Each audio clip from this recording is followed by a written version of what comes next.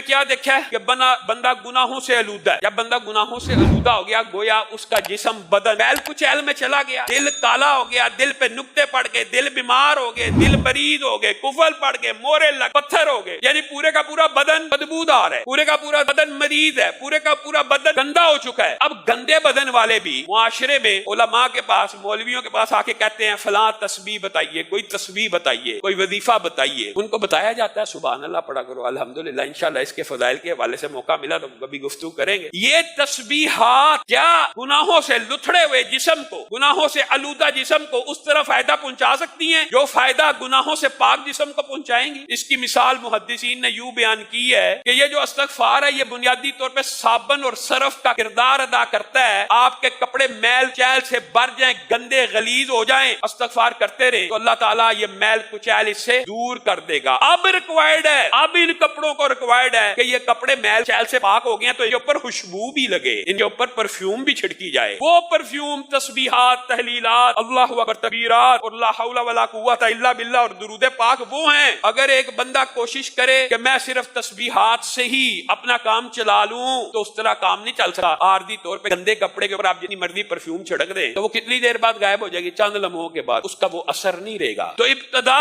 اس سے کرنی چاہیے کہ میں نے کثرت کے ساتھ استغفر اللہ الذی لا الہ الا هو الحی القیوم واتوب الیہ یہ پڑھنا ہے. اگر رسول اچھا یہ پڑھنے میں نا ٹائم بھی کوئی نہیں لگا. آپ میں سے جس بندے کو یہ تجربہ اور عادت ہو جائے نا, لیکن نیت ہونی چاہیے. نیت وہی بات, امید بھی اللہ سے اور سوال بھی اللہ سے. استغفر اللہ استغفر اللہ استغفر اللہ آپ پڑھنا شروع کریں. آپ 1 منٹ کے اندر ایک تسبیح پڑھ سکتے ہیں, پوری کی پوری 100 مرتبہ پڑھ سکتے ہیں 1 منٹ. جب کسی کو کہا جاتا ہے 10 مرتبہ پڑھ لیا کرو, یعنی 10 تسبیحات نکال لیا کرو, ان کو لگتا ہے یہ بڑا لمبا. لیکن اگر آپ یہ کر کے دیکھیں گے, آزمائیں گے تو پھر آپ کی زندگی کے اندر حالات بھی بدلنا شروع ہو جائیں گے. اور عبداللہ ابن عباس کی حدیث اور قرآن کی اس آیت کے مطابق اللہ تعالیٰ پہلی بات آپ کو گناہوں سے پاک کرے گا, پھر آپ کو مال دے گا, پھر آپ کو اولاد دے گا, پھر آپ کو رہائش گاہیں دے گا, ان میں بڑے بڑے باغات ہوں گے, پھر ان باغات کو بھی اللہ خود ڈیکوریٹ کر کے دے گا. یعنی آپ کے پاس ایسے وسائل اسباب پیدا ہو جائیں گے کہ آپ ڈیکوریٹ کر سکیں. یا آپ کی کھیتیاں ہوں گی, آپ کے باغات ہوں گے جن پہ وافر پھل آئے گا. یعنی ہر طرف سے رزق کی بارش کہاں سے آئے گی؟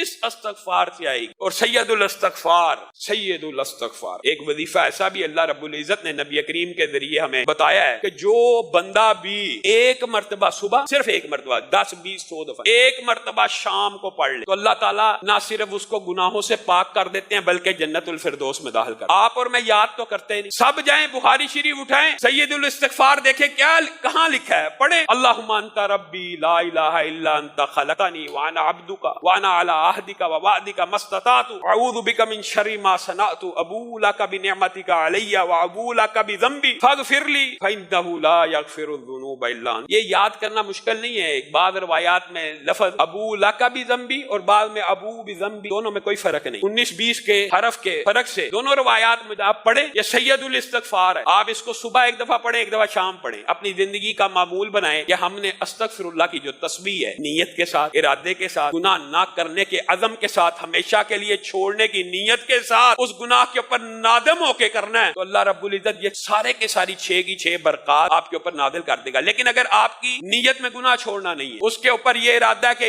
رمضان گزر جائے گا پھر وہ گناہ شروع کر دوں گا, یہ اللہ تعالیٰ کو مطلوب اور مقصود نہیں. ارادہ یہ ہو اللہ تعالیٰ قبر تک وہ گناہ نہیں کروں گا. اور میں آپ کو یہ بات بتلاؤں, یہ لوگ سمجھتے ہیں کہ یہ جو توبہ استغفار ہے یہ صرف گناہگاروں کو کرنی چاہیے. آپ کے سامنے رسول اللہ صلی اللہ علیہ وسلم کر رہے ہیں, اور یہ صرف رسول اللہ صلی اللہ علیہ وسلم ہی کی سنت نہیں ہے, یہ بھی آپ کو بتلا. یہ سابقہ جتنے انبیاء آئے ہیں ان کی بھی سنت ہے اور ان کا ذکر بھی قرآن پاک میں موجود ہے. حضرت آدم نے توبہ کی ہے, قرآن پاک میں الفاظ موجود ہے نا, ربنا ظلمنا انفسنا. خود کا حضرت نوح نے بیٹے کے لیے دعا کی نا, بعد میں کہا نا اللہ تعالیٰ مجھے معاف کر دے, میں نے اس چیز کا سوال کیا جو میرے پاس علم نہیں تھا. حضرت موسیٰ سے جب بندہ مر گیا تھا دعا کی تھی نا, توبہ کی. یونس جب مچھلی کے پیٹ میں گئے دعا کی, توبہ کی, لا الہ الا انت سبحانک انی کنت من الظالمین. تو گویا انسان کو یہ نہیں سوچنا چاہیے کہ میرے گناہ کم ہیں, میرے گناہ زیادہ ہیں. ہر بندے کو توبہ کی ضرورت ہے. اللہ رب العزت کی بارگاہ میں آگے ہم بھی توبہ کرتے ہیں, اے اللہ ہم سب کے گناہوں کو معاف فرما, اے اللہ ظاہری گناہوں کو معاف فرما, اے اللہ باطنی گناہوں کو معاف فرما, اے اللہ ہر چھوٹی خطا کو معاف فرما, اے اللہ ہر بڑی خطا کو معاف فرما, اے اللہ آنکھوں کی خیانتوں کو معاف فرما, اے اللہ زبان کی لرزشوں کو معاف فرما, اے اللہ سر سے پاؤں تک ہر گناہ کو معاف فرما, اے اللہ جتنے گناہ کیے سب کو معاف فرما یا اللہ، پیدائش سے لے کے آج تک جتنے گناہ ہیں نافرمانیوں کے وہ بھی معاف فرما یا اللہ، جن کی حق تلفی کی ہے وہ بھی معاف فرما یا اللہ، جن کے